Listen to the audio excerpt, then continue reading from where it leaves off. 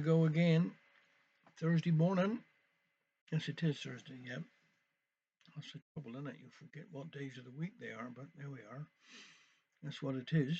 Thursday morning, and I hope everybody's right. Of course, it's Cornishman Day today, so they do say we've had a bit of rain in the night. I can see that. So I'm late. I'm sorry I'm late today, but there we are. I had a bit of work to do before I come up and have a sit against this machine here in front of me. So I think I did say to Tuesday, I believe it was Ari Glasden's birthday. So happy birthday to you on Tuesday, Ari, if you didn't get my message. And also tomorrow is my niece's daughter, Charlotte Powell, is her birthday tomorrow. So have a lovely day tomorrow, Charlotte. Now, next Friday, not this Friday, but next Friday, I think that's the 4th of October, is our first Hello Como meeting. Now, if you have never been, you're welcome. Please come. We've got a screen now, a TV screen and sound and all, but we've got a fantastic speaker. Jean Charman is our first speaker. We start at 7:30, but if you come at 7 o'clock, it's £10 for the year. From now until end of May is £10 as membership. We're in the day centre. It's free parking. You get cups of tea, a bit of cake, and all afterwards. Free raffle, and well, it's a good social evening. It's. I think it's. We've got a really good group, and everybody's there to support you. So you have a chat with somebody you might haven't seen for a long time, but if you're new to the area, please feel free to come along. And then what we do is we pay £1 a night as well. So and then we raise a little bit of money for different charities. That's what I can say. So please, next Friday, come about 7 o'clock. 7:30 start, so we look forward to seeing you anyhow. If you always contact me, but if you want to, now I'm going to do a Liz Armon here today, and Sarah Ann and the Puddin. I thought that this year is drawing to a close. I would leave you know how we'd all doing. I can't say how my old aches and pains are much improved. Still, at my time of life, what do you expect?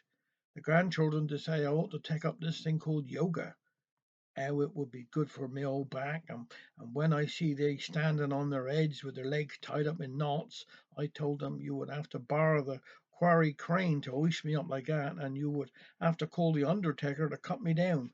And I'd reckon you couldn't get none of they their leopards and lights that they'd wear to fit me. I'd reckon I should look a rare old sight in one of Alfred's singlets and long underpants. My friend Bessie was telling me the other day about some new friends of hers. Haven't long moved down here. Asked her in to have a cup of tea, they did. She was full of it, she was. What do you think, Sarah Ann, she said. They haven't got no lino on the floor, but have this here wooden parakeet flooring laid right through the house, and got stimulated velvet curtains hung up to the windows. And what's more, when they had their fried fish from the chip shop, they don't use their fingers same as we, but ate with knives and forks, same as if it was meat. I said to Bessie, suppose they'd think that's genteel, but I can tell you I have it on the highest authority. Queen Victoria always ate her fish with her fingers. Mind you, she had John Brown standing next to her with a soap and flannel and a basin of water ready to wash her hands afterwards.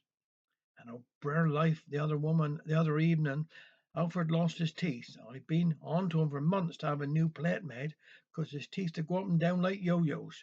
I've been afraid he might chuck himself with them.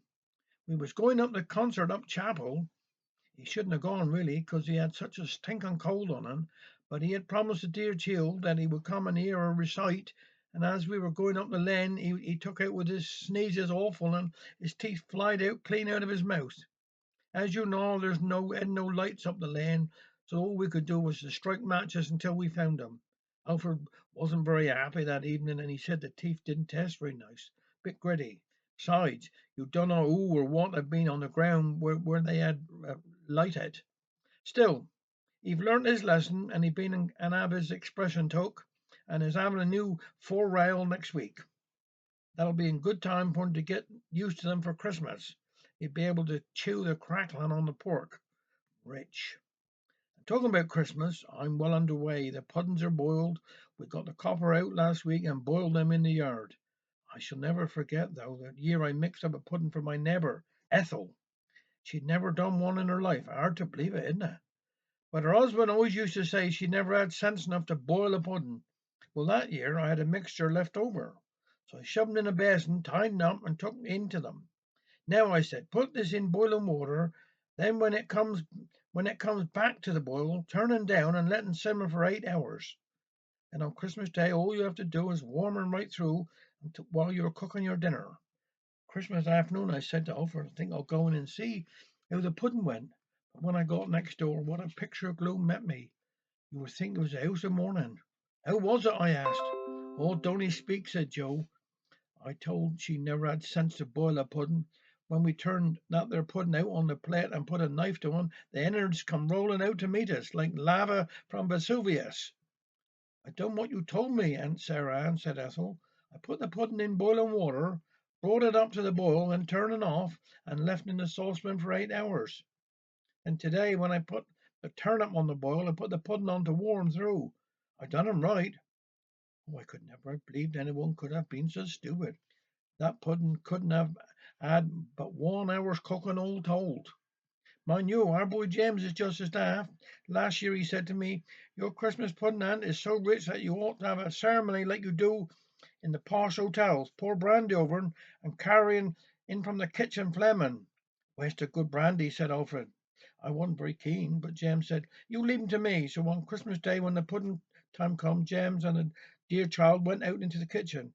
When they come back, he looked a picture. The pudding was fleming handsome, and the dear child walked in front playing Good Christian Men Rejoice on a recorder what she'd learned at school. But I can tell 'ee, when we tasted my rich pudding, there wasn't no rejoicing, and Alfred's language was far from Christian. James had agreed with Alfred and reckoned it was a waste of good brandy to set fire to it. So he drunk the brandy and poured methylated spirits round the pudding and set fire to that. We had some job putting out the flames too. I had to open a tin of peaches for her afters, but it wasn't the same. As Alfred said, when your stomach has made up its mind to have Christmas pudding, tin fruit to go down cold and slippery and then very satisfying. So this year we shall have the pudding my way, no flames and plenty of cream. I made the cake too. We ate the first one, so I had to make another. The onions are pickled, saffron is bought ready for making the Christmas saffron cake, and meat is ordered from the butcher's. So we're all doing very well. Now don't you leave it too long before you write to us all, O'Meara, 'cause we're always thinking of 'ee. We'd send our loving thoughts to you and hope you all do find Christmas peace and joy and every blessing of the new year. Have a nice weekend.